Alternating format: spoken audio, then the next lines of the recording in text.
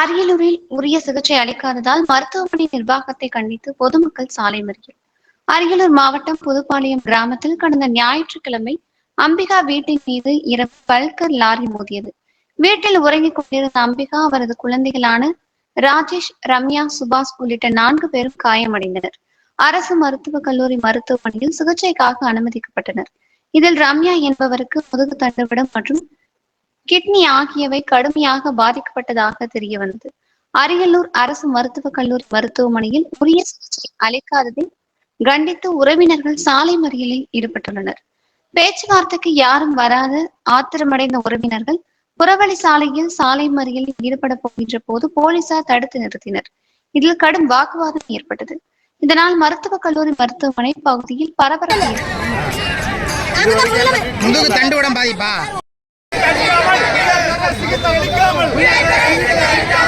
அலட்சியம் செய்யும் மருத்துவத்துறையை வன்மையாக கண்டிக்கின்றோம். விபத்து ஏற்படுத்திய லாரியின்